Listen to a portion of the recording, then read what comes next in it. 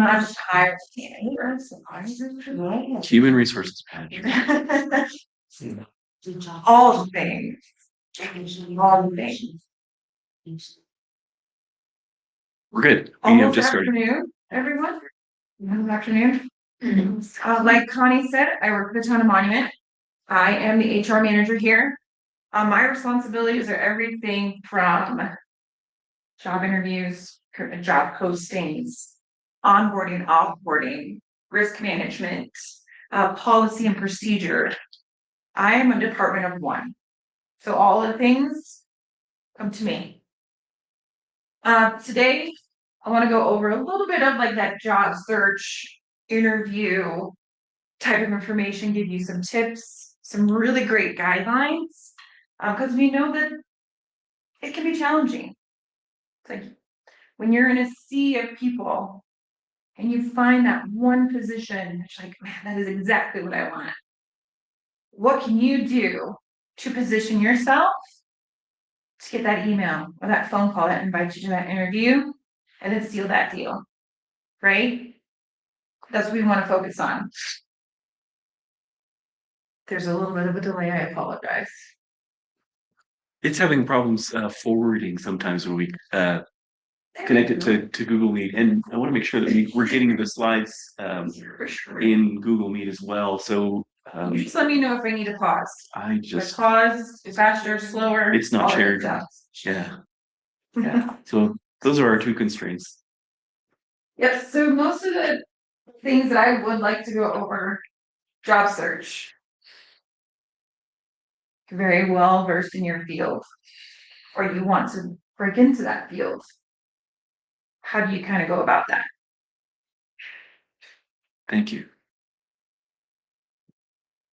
Resume in your cover letter. These are the two things that hiring manager, that HR manager, those who are going to be your supervisor are going to have visibility to.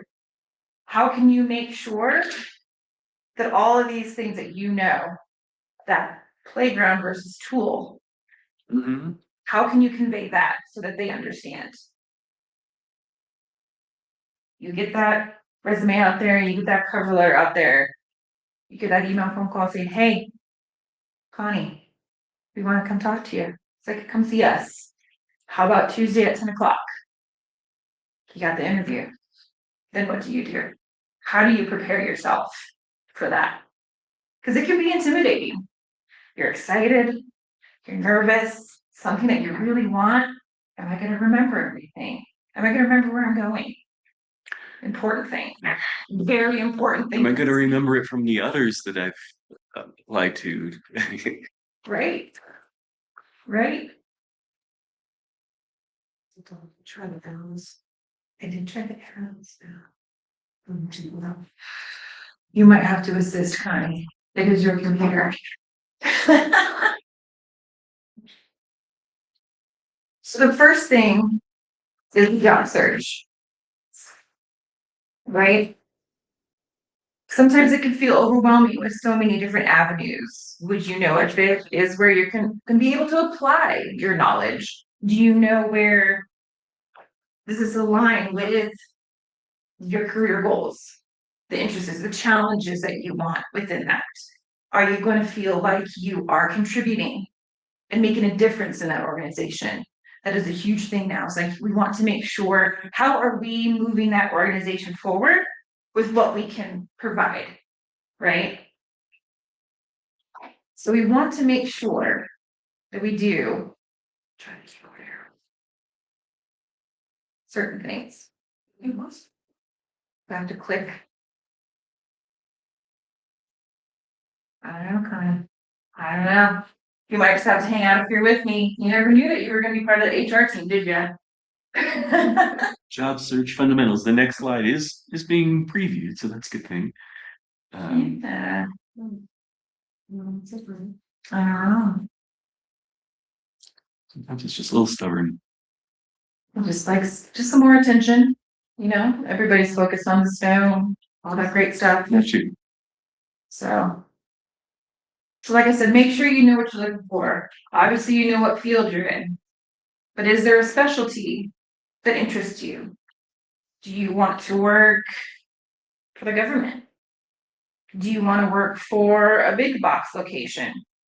Do you want to have something that is more out in the field where you're getting your hands dirty? What do you want?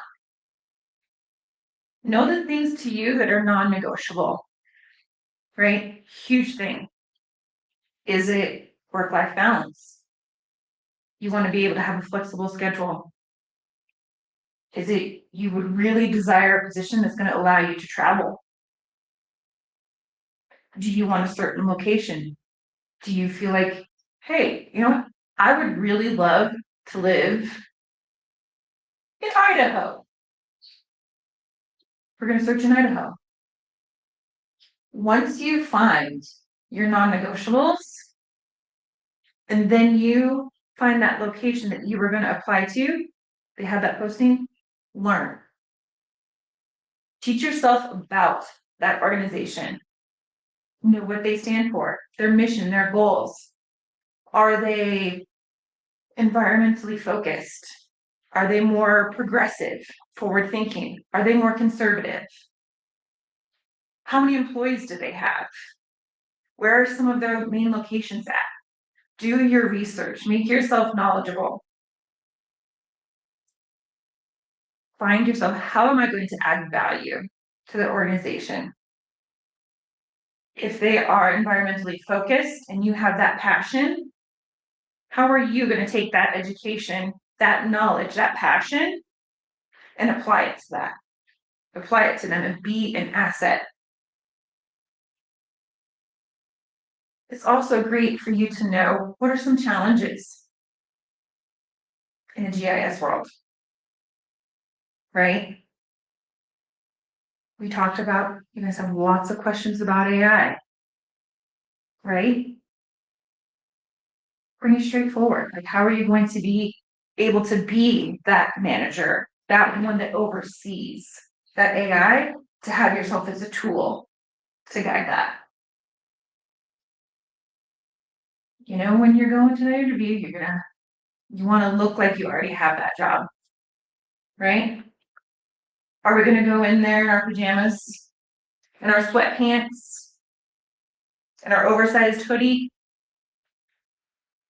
No. We're going to convey that confidence, because we all know when it's a very traditional thought, when you look good, you feel good, My last right? my last large employer, they all wore hoodies. When you're in that environment Yeah, and you have sealed that position, yeah, that is that organization's culture. yeah. So that gives you that knowledge. But when you are approaching yourself and I don't know this organization well enough yet, Mhm. put yourself on that high standard. I'm not saying get a three-piece suit unless you feel confident in a three-piece suit. That's good. But definitely think about it. Last one, super important. Know where you're going. If the interview has an address, things along those lines, or if the location is going to go, you need to know where you're going, right? Try it again, Connie. Maybe. Nope. Obviously, I do HR because I'm not IT.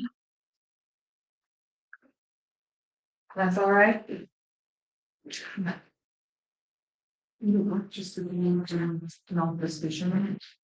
maybe. Is there another option? Maybe I think just that's a an good action? option for now. Can Yeah. I just make it bigger? So that Oh, yeah, you can make it bigger. I forget that yours is not touchscreen. There we go. Let's just do that. I like that. Yeah.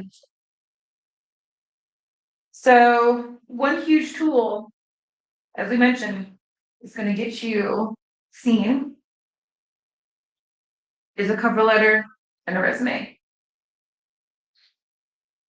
How many folks have cover letters and resumes that they submit to employers? Both. I think Both. most of us probably have resumes, and I think most of us are kind of confused on cover letters, when and how, and yeah, if it actually is being used. Yeah. Absolutely. So discretion on cover letters would be really helpful. Discretion on resumes would be helpful because again, the audience is not, we don't always understand the audience that we're trying to address. Right. But remember, if you were doing your homework, That's those that's companies, that's your knowledge base for That's your understanding the knowledge audience and so that you can customize according to their yeah. absolutely. So if you're going to be applying for, say, the town of Monument Mhm. versus you're applying to, I don't know, give me a location. It's opposite of us. Yeah, there's Parker. something. No, I would say Fountain. Florida. Something where you're in the public space. You're the monument would be like town of Monument, town of Fountain, like city of Fountain. Mhm. You're in the public space, but if you're applying for a private, Oh, they might be looking for something different. oh, totally. So you really have to figure where am I going? What am I doing? Who is this going to be seen by? Right? Mhm. Just do general. Yeah. First, let's get to the resume portion. Is your resume ready? How many folks keep their resumes up to date? Does it have your current? Well, if you're enjoying your job, it becomes second thought. That's the truth. I mean, then you have to spend more time at the point in which you need to look to improve it, and then by that time, standards or expectations might have changed on what people want. Yeah. It's very valid. That makes sense. Like if you are in a location where you're extremely happy, you've been there for over a decade and all of a sudden, but you guys want all of them, maybe there has to be a reduction in force. Maybe the positions change, right? My recommendation is at least go in there and update it with the name of the organization when you started and your position title. Mhm. So that way that's in there for when that time does come or when you do get that wild hair's like, hey, I don't have anything to do on a Friday night. I'll work on my resume, right? Let's do it. I should do more resume date nights with my wife. It would be great for her to review. Yeah. Right? Couple of bullet points here to remember. You always want to be factual on your resume. Okay? If you have not mastered underwater basket weaving, do not put that on your resume because that could be something that they expect you to do. Make sure it's extremely well organized. Sometimes we can get lost in the paragraphs and the huge amounts of information that our jobs entail that we just leave it and go, you know what, that's fine. But remember, someone else is reading this, someone that does not know you and what your responsibilities were in that position, right? Quantifiable or quantified achievements. I'll use myself as an example. I used to work for Nike for 15 years. I was a leader through multiple different layers, right? How can I prove to those that are going to be reading my resume that I can lead people and drive results? It's a great statement in itself, right? But how about lead large teams up to 15 people? KPIs, I do sales. My store I did over a $20 million store. I aided and led teams to have a successful $20 million in revenue store. Put numbers in there. Let people know the level that you are at, right? If you're handling that big data, put something quantifiable in there to let them know that you can, right? Volume, the size. Yep, exactly. And once again, do your research. This is huge. It's going to be coming up a lot. Do your research. if you're gonna be going to try to apply to Denver County, City of Denver, something like that. Know what they're looking for, know how many people they have. Do they have something that's a team? Are they going to be working as a team? Do they, maybe on their website, they have the technology that they use? Check it out. See if it's something that is A, lines up with your passion, but B, you're going to be able to talk to it, right? In your resume. Keywords. This is one of my favorite. Keywords. If you're going online, you see that job description, you're like, this sounds perfect. I want to work for the town of Monument. They're have a new position. They're going to be able to provide all this for me, but they're looking for someone that is organized, someone that is a forward thinker, someone that's able to work well with teams and independently. Keywords. Put it in your resume. How are you going to have your bullet points from your past experiences align with that? And in this part where it says know where you're going, it means in that little part of your resume that describes the summary of you, pretty much is what we're going to call it. Where are you now? Where do you want to go? It's a short little phrase about your timeline. I think that's a challenging part, particularly for us in our field. We don't often know where we're going to go. And it's not because we don't want to go in a specific direction. It's just we may not have the opportunities to go in a specific direction. And so that's a challenging one for us to be able to state what our career objectives might be over the long haul. You just think in a broad sense. So are you going to consistently want to work as an independent? Are you going to want to be as part of a larger team? Are you going to desire what do you want? Exactly. It is important to say what you want. Or is that to show that you have drive, you have a focus?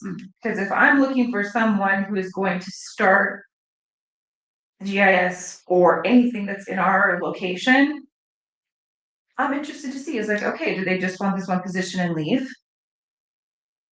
Are they going to want to grow? Do they have a desire to lead people? Do they have a desire just to be collaborative? So just kind of have that in your You want to head. know what makes that person tick and where their drive's going to lead them. Absolutely. Make sure your LinkedIn is up to date. I feel bad because I need to take my own advice. It happens to the best of us, right? It happens to the best of us. But maintenance of these things, yeah. Yeah, it is. It's like maintain what you have. Make sure that you're putting some of your accomplishments on there. Make sure that your about you, that's what I call it, is correct. Like it kind of matches what you were looking for with your resume. And I added this down at the bottom. If you need help with your resume update or anything like that, one that I highly recommend is Resume Genius. Okay. It does take your current resume. It helps your outline, give you new formats. Even with the assistance of AI, it can rework a little bit of it, give it a little bit of finesse, help you refocus, but you are in control of what it puts in there. That's the main part to remember. It goes back to my question of style versus conformity. What are people looking for? Are they looking for me to stand out? Are they looking for me to fit in? Yeah.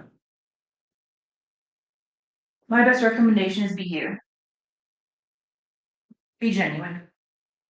That's a good answer. Be genuine. Because if you're going to present your resume, you're going to present yourself, you know that document that they're looking at, or you hand it over, isn't you. Right? So for example, if I'm a very straightforward person, very straightforward. My resume, if you look at it, very clean, crisp, not a lot of fluff, right? But at the same time, if I'm looking for a career change where I'm going to location that the culture might be different, and I'm looking for that difference, I would go back and reevaluate, like, okay, that phrase right there might sound a little cold. That phrase might not. So start with portray. you and then Mhm. maybe customize to the audience. Is that what Yep, you're saying? absolutely. But start with you. Start with you. Do not start with anything else. Don't do that. They will see right through that, and your lack of, and your confidence will go down. That's not what we want when we're looking, right? Sorry that it's so small. Yeah. So small. Maybe a little bit bigger on there, but if you look at the one here, I was gonna point, should have been teacher. This first one right in here, if you want to zoom, that'd be great. So we're gonna look at two different types of resumes here.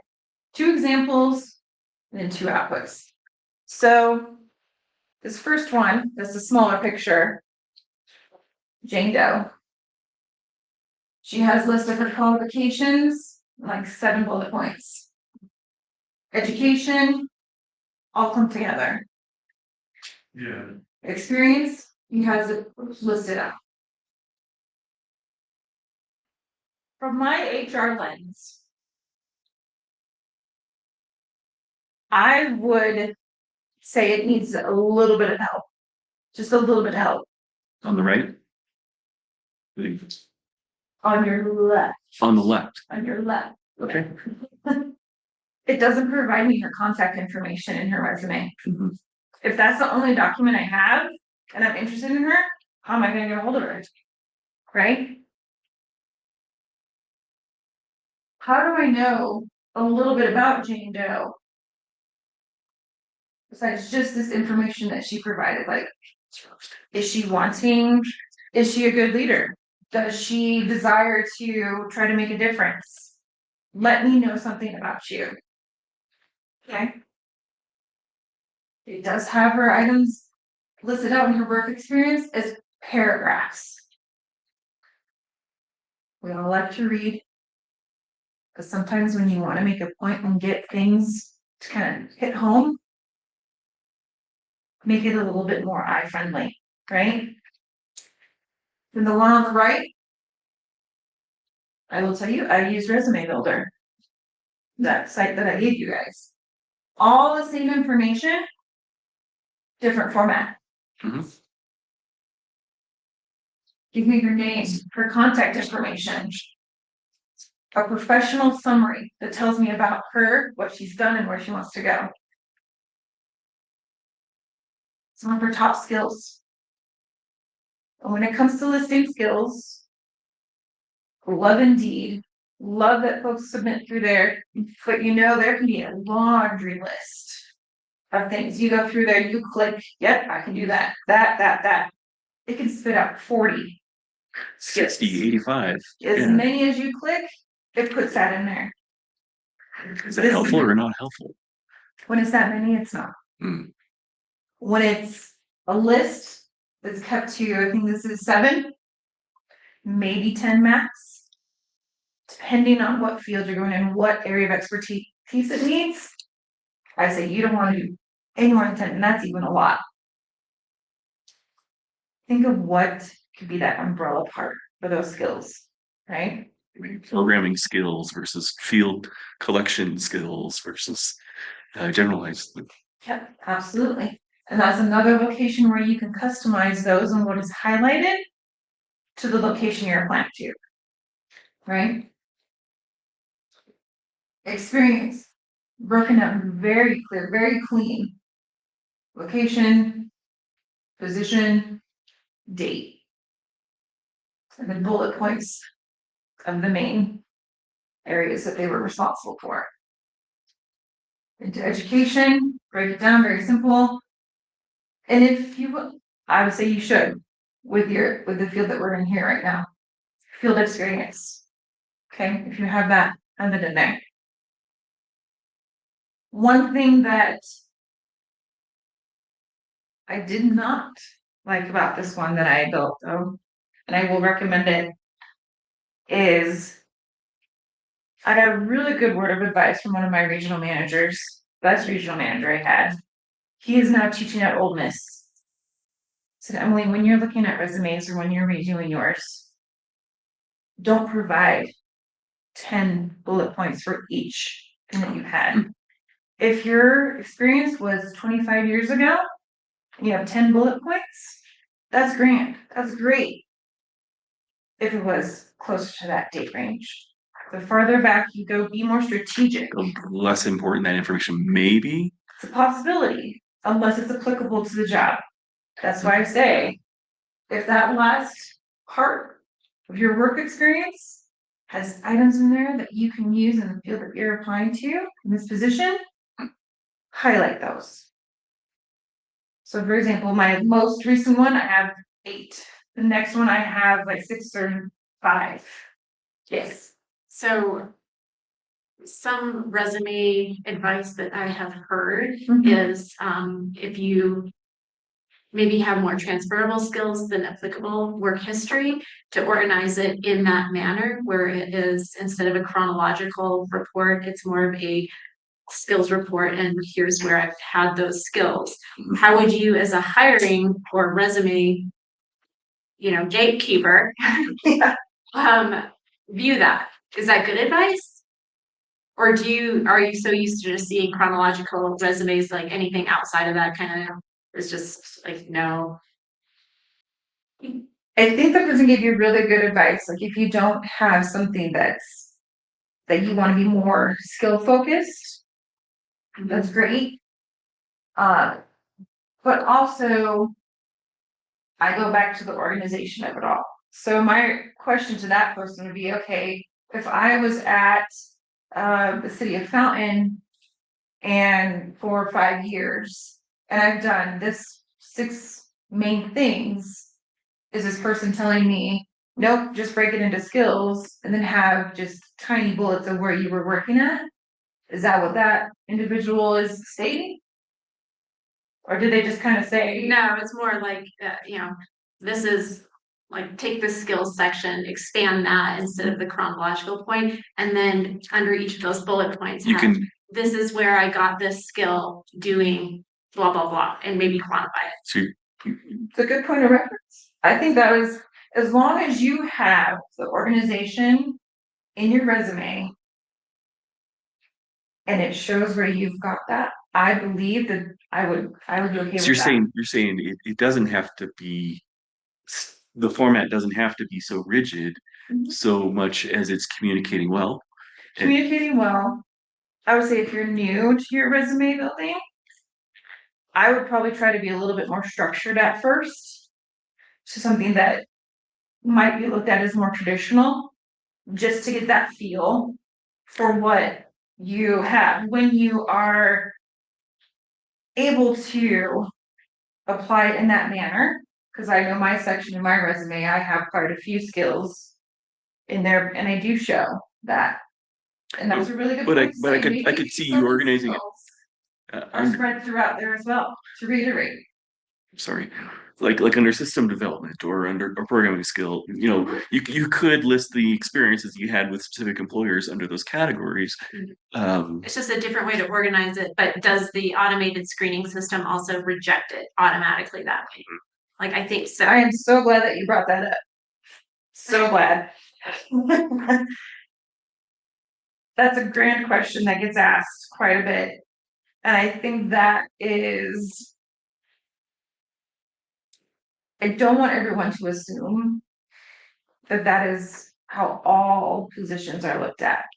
I personally look at every single resume. We do not have an automated system. If you apply to a large, ginormous entity that's more tech focused, it's a good chance, right?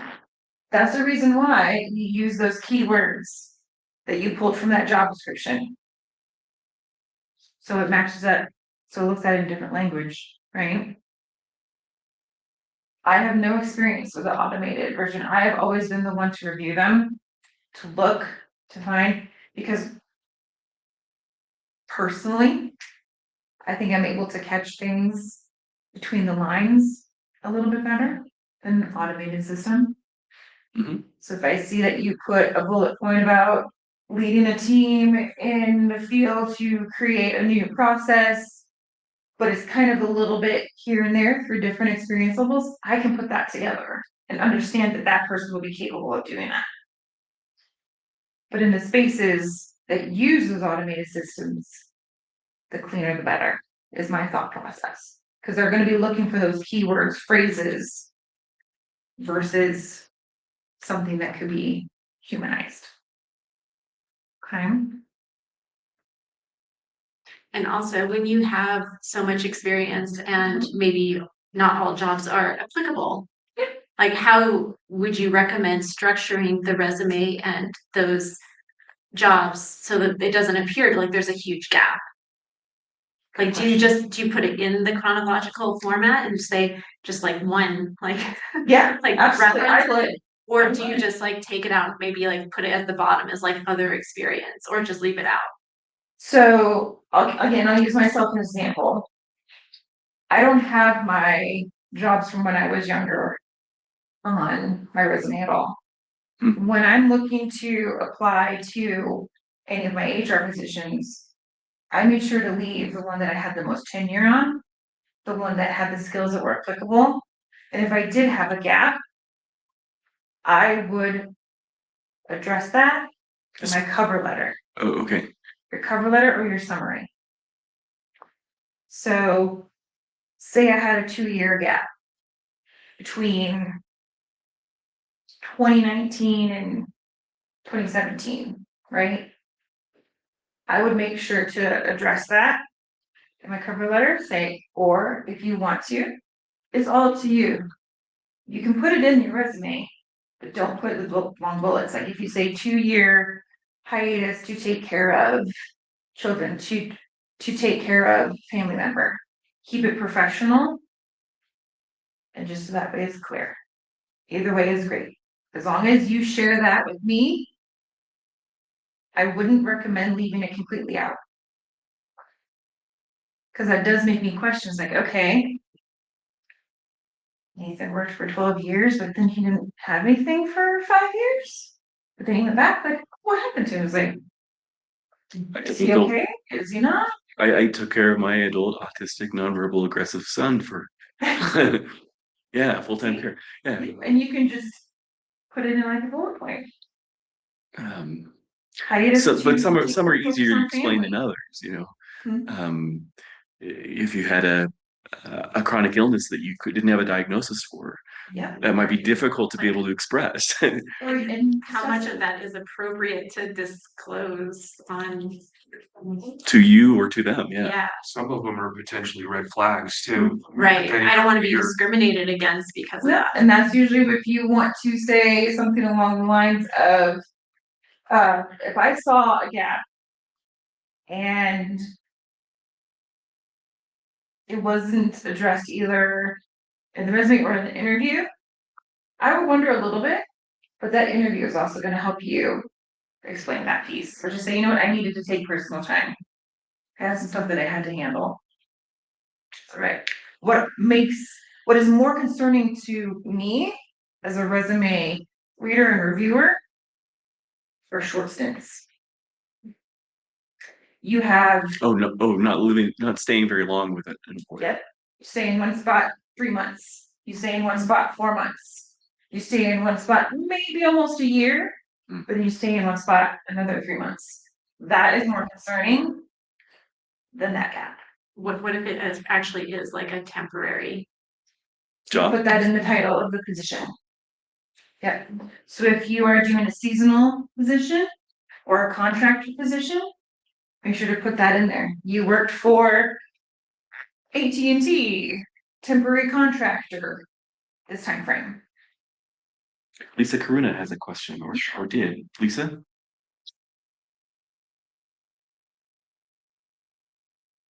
She might be looking for her on mute. Sorry, I couldn't find my mouse.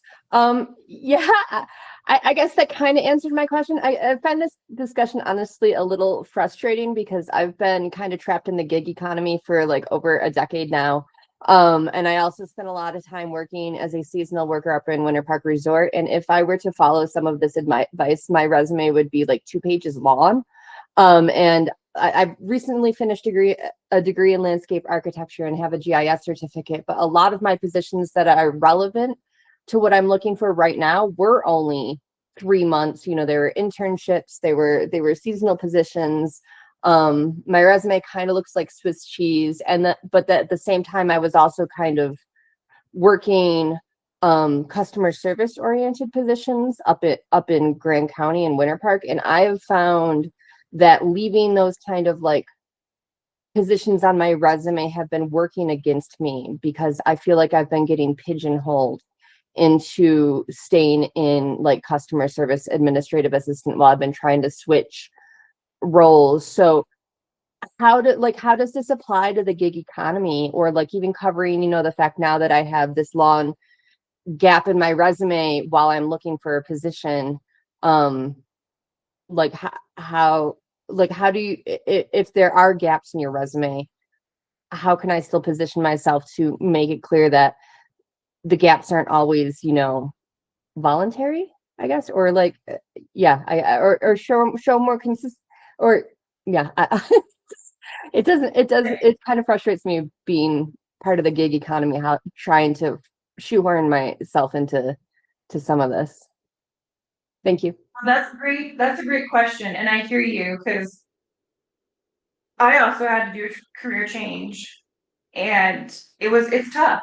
It's a challenge to prove to potential employers that you might not have a title, but you have the knowledge and experience. That is something that I switched the side here. That would be great to address in a cover letter. Cover letter. The exceptional stuff is better addressed in a cover letter, you find more So often? as she asked, you have a couple months here, a couple months there. Put that in your summary that you are an active contractor, or that your main focus was this specific type of work. You are looking for Could she something. list that she was self-employed and list and then as her own employer, Absolutely. all the different projects she did as Absolutely. yeah. Yep. And you can list all those and the dates and the projects. If you have that seasonal positions, you can put it just as, say you worked for, you know, Breckenridge seasonal worker, whatever that your title would be, and you can say annually. So annually from this month to this month. So that way you don't have all those holes, that you don't have the long laundry list if it's something that you do every year. That would be my recommendation. Because it recurs, it shows continuity. Yes, it shows continuity. That, I mean, that would still, I did that for a decade. Like when I've done that before, it's taken up like because what my resume is supposed to be like a page long. I don't know. I just, yeah, it doesn't, sometimes the advice doesn't seem to line up with like my lived experience of trying to get a career going when I have this decade of experience, like at Winter Park Resort, because if I list that, it's going to take up most of the space, like most of the space that I have, and it's not skills that are in any way relevant to the positions. Then remove, I would say, here's my thought. That's a very, it's a very good and bad issue to have. My recommendation is I'm going to give you my contact information at the end.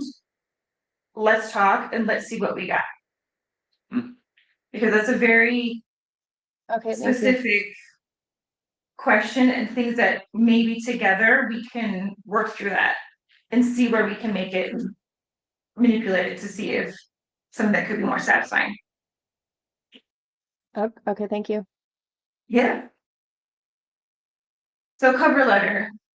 Cover letter is something that is going to sell yourself. It's going to introduce yourself to the employer. It's going to reiterate your skills in a short couple of paragraphs. Should you submit a cover letter? I say yes, especially in this field where you're trying to explain certain things talk about your experiences and your desires, it is a great way for us to get that one picture besides your resume to see what you're about. Who do you address your cover letter to? Hiring manager, HR manager, to whom it may concern. It is okay. As long as you just don't put the bracketed sir ma'am, to say to whom it may concern to the hiring committee, Mhm. whichever you deem appropriate. Okay. Where am I at? Agency office. Mm-hmm. So now that I have a couple slides, I'm gonna keep moving along. I feel like I'm taking a lot of time. So on to the interview part. You have that interview. What are the main things that you need to do? Be prepared. Do your research on the company. Learn about them. How can you add value with the current skills and what you desire to do? What are some current challenges in your industry that you think that they would bring up in the interview? Okay. Okay, professional attire. Look like you already have the job. Okay, seal that deal and know where you're going. Right? Don't be showing up at some random building and they're calling you going, hey, where are you at? Down at the Public Works building that's in here. Yeah. So, couple of tips that I want to share. Before you do your interview, review at least about 3 different projects that you might have worked on that might be applicable to the interview questions that they might ask, right? How did the team work together on those projects? Did you do it individual? Were you a contributor? What challenges did you have? What was difficult? What part of it did you enjoy? What was your role? Did you realize role is spelled wrong? What was your role and responsibility? What did you learn from that project that you applied to other projects? What was accomplished by that? Did you reach out to anyone? Who did you reach out to? Who did you, if you had questions that you did not know the answers to, who did you use as a resource? How was the conflict resolved? How was that project? How did it end up? Right? Know all those steps and processes that you've taken for those so you can apply them to the future questions that they ask. Oh no. Just sit down there. Star. I was just Star. thinking star. Yep. Yep. If you go into an interview and I ask you, what is the most challenging project that you have completed? And tell me the final outcome. Right? I'm not gonna, if you just say, hey, my biggest challenge was mapping this river and we figured it out. I know that none of you would answer it and such, but you want to make sure to set it up. Tell your story. Mapping a river is pretty difficult. Exactly. So you want a quick description of the situation. So I was working for X company. One of the challenges that they presented was we had to map this river and its contributaries. Tributaries. So that is what I wanted to tell you about. You give us setting the scene. Where was it at? The task. We just did that. As part of this project, my role was to do A, B, and C. Right? This is an action. This is the time for you to tell the specifics. How did everything get worked out? My recommendation, I know we can talk for long periods of time about certain projects we do if we're passionate about them. I love it. But make sure we're taking and we're being smart with the information that we share about that project, that it applies to what job, how you partner with someone, was there a challenge in there? This is where you add that in, right? And then the R, summary. So bring it back around. Bring it back around. So the most challenging thing I had to do was take that map and map the river for so and so and so. I think with what we've done and what we've processed, it has been successful. And they have now reached back out to us to do this every X amount of years because of its success. So you want to tell it full circle, right?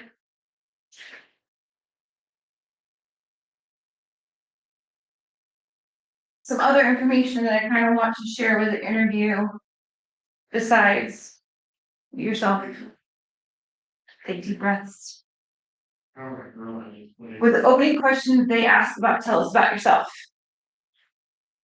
The question always comes like, how much information do I share? Do I tell them more about my personal? Do I tell them just about my work experience? What do I do? Keep it to about a 5 minute. You can tell them about yourself. Hi, my name is Emily.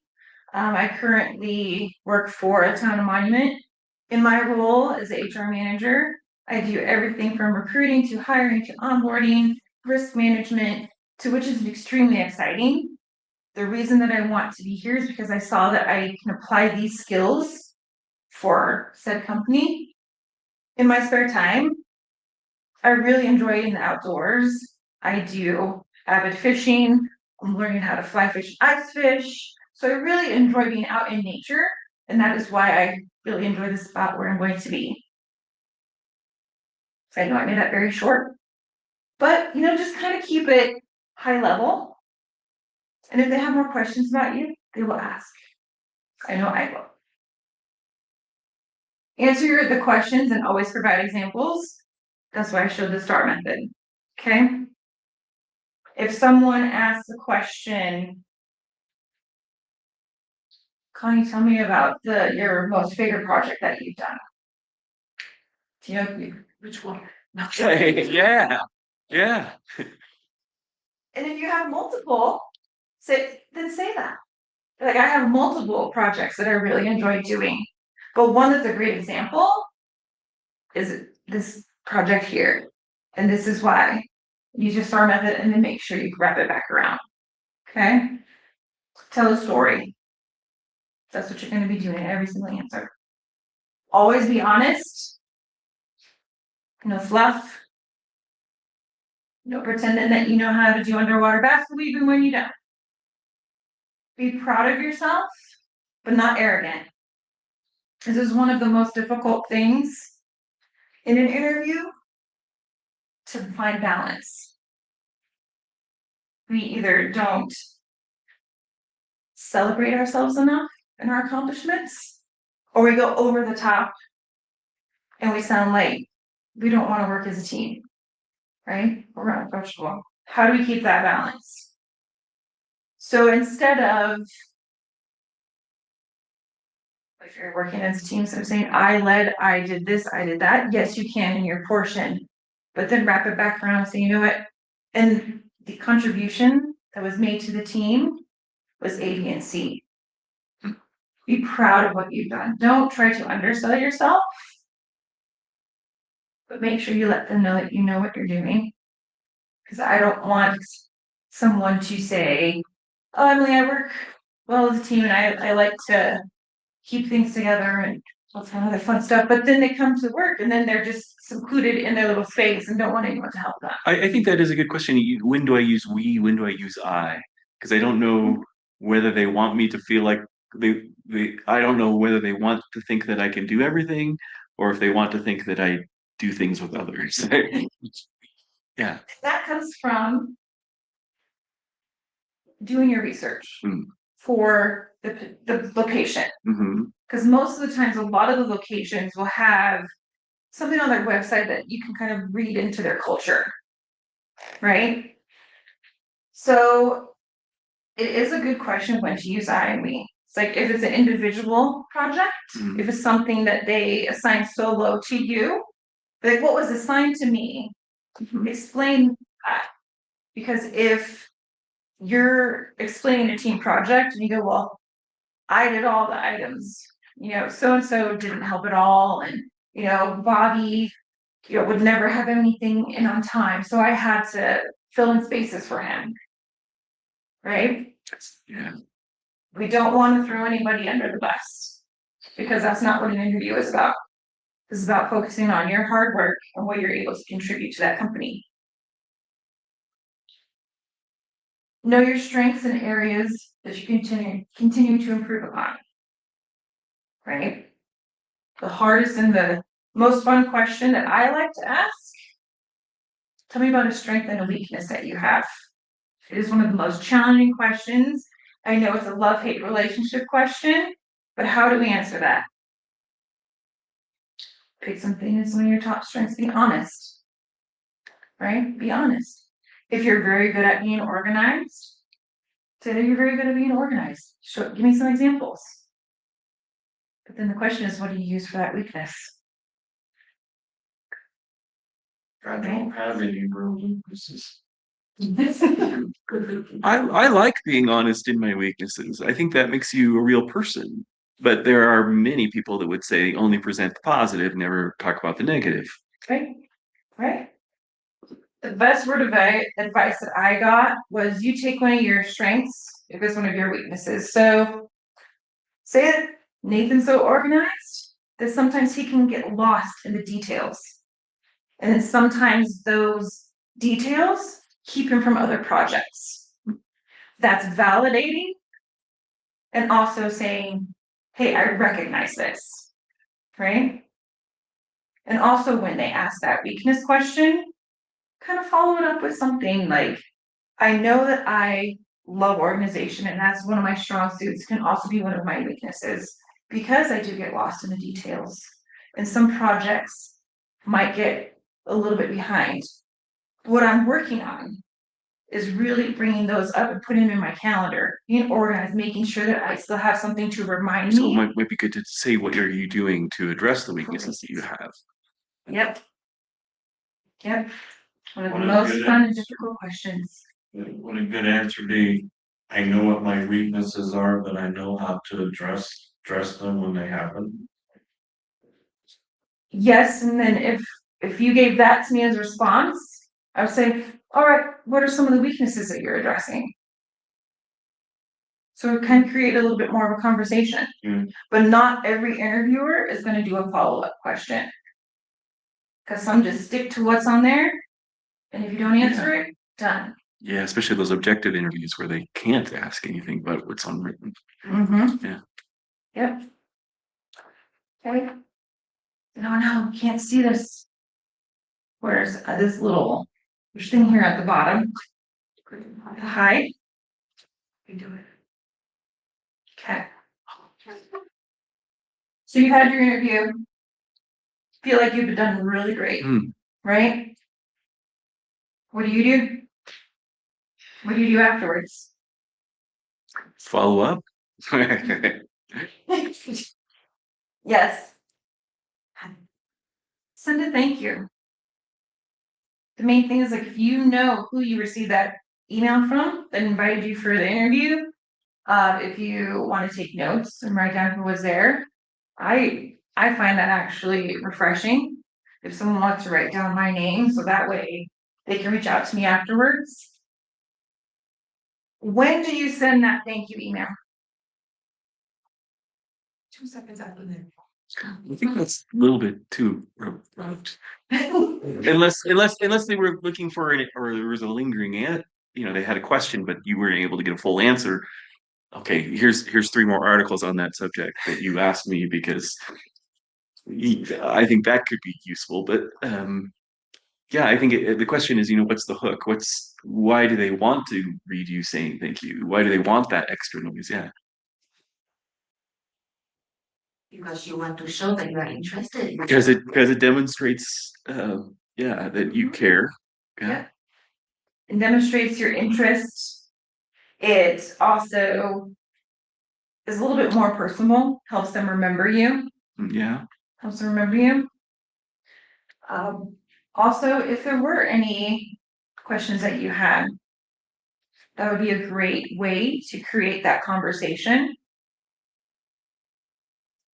My main thing is it helps me remember who you are versus the other 5. Oh yeah, or that guy 6 that I said thank spoke you. to. Yeah. And the key to in that thank you is if you can remember a detail or two from the interview. Just kind of reiterate and make it personal. So that way it connects you to that hiring manager, to that interviewer.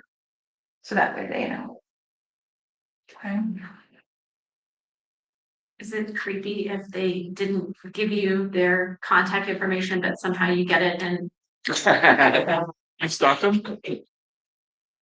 or you reverse engineer it or something? I don't translate it as creepy. I think Resourceful. Yeah. Resourceful. I Yeah. know that if I did not provide my name, email address, or anything like that, there are numerous ways to get it on the We website. have the internet. Yeah. Yep. And you can even send it to the person that invited you for the interview. It was via email saying, Oh, forward hey, to. say, could you please forward this to the interview committee? I just wanted to make sure that they had this. Very professional. Okay. Now, And when you are interviewing a panel, mhm. the thank you, is it better to be resourceful and send it to each of the individual members or as a collective, like group email? I've had it both ways. I've had it delivered to me individually via email, and I've had it delivered to as a whole. I would say if possible, individually. That way, if you had the time to address, you know, Mr. Trujillo, thank you for the time that we spent today. Mr. Smith, thank you for this. I really appreciate the time that we had to discuss today. I think that takes a little, it'll be an extra memorable. Yeah.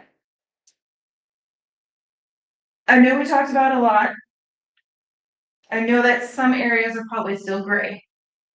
But remember that the resume that you build is for you. You want to make sure it's clean. It is a work in progress. It is something that takes time and effort.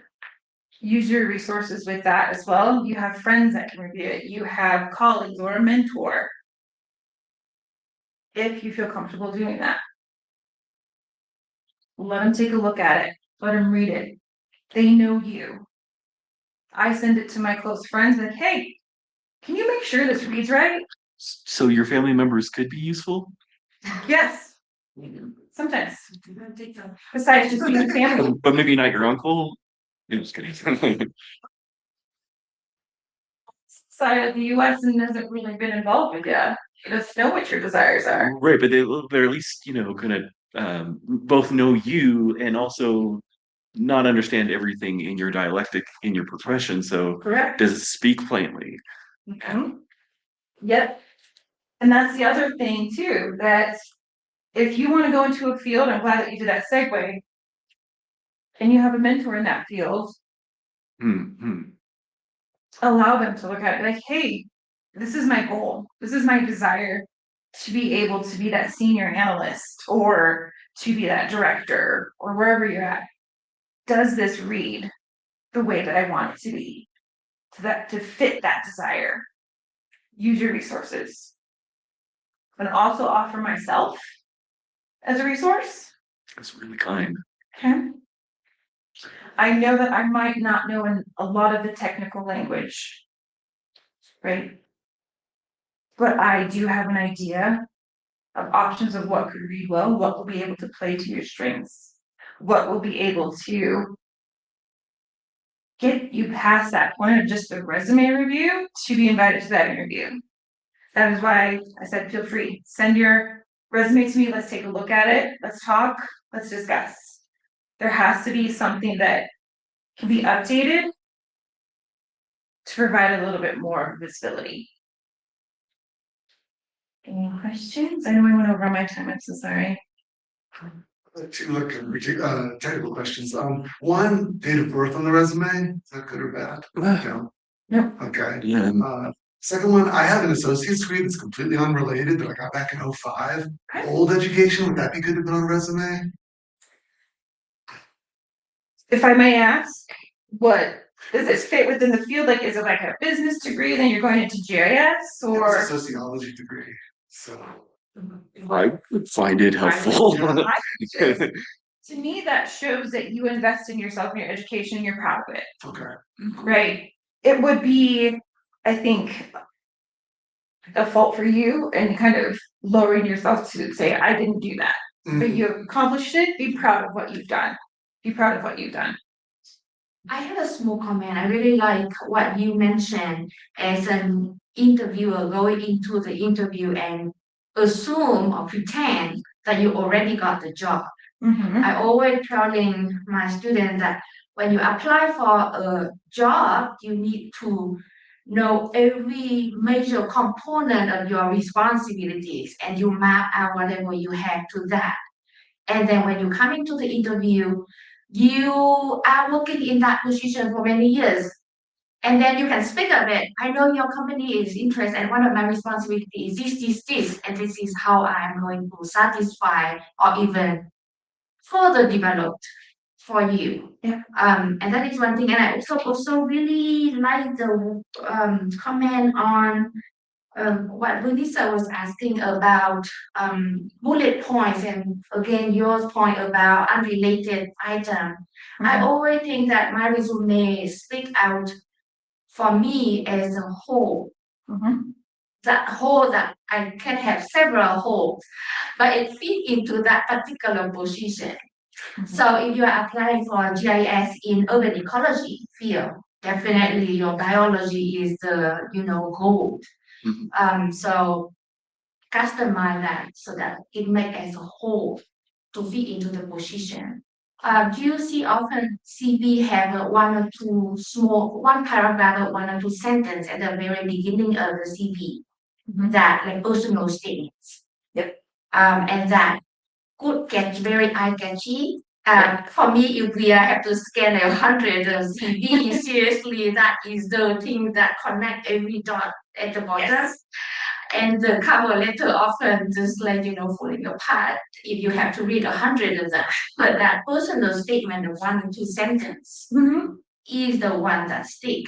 And So if you're looking for that career change, yes, and that resume that you have might not read, if you're just looking at that resume in the experience or something doesn't quite line up, highly recommend that cover letter to explain I'm in the process of wanting to use this knowledge that I have, this education for this change.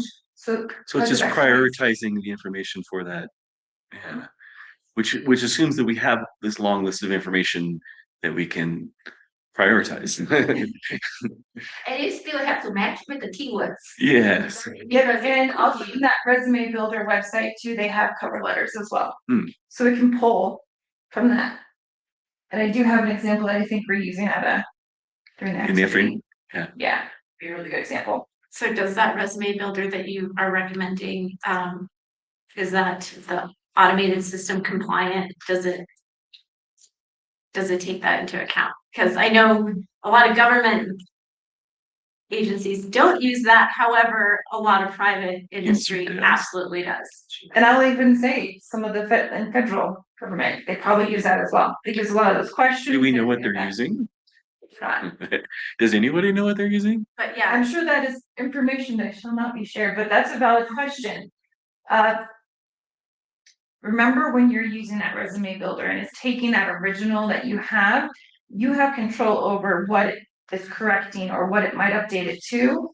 You are the one that has that final say of what that final draft looks like to make sure it matches that position that you want. Because if it removes certain words that are strong that are needed in that field, put it back in. But it's a great tool to use to help aid with the process. yeah, I just want to be as efficient as possible because Yes. like customizing these things is a lot of. And if you want to be in one field area, it's like a lot of those job descriptions are probably going to be very similar. But they're written differently with different keywords all the time. Remember, those are the ones that since you know that, you might know which words are in there, but they're all in distinction. That's what I did when I was applying for all these positions when I did a career change. I mean, when we're doing proposals, we have to put our resumes in there for that particular team.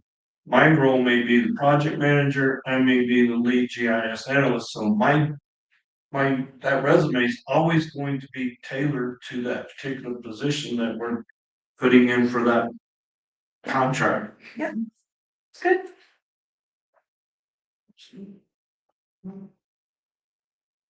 All right, any other questions or comments or thoughts on that? Anyone online?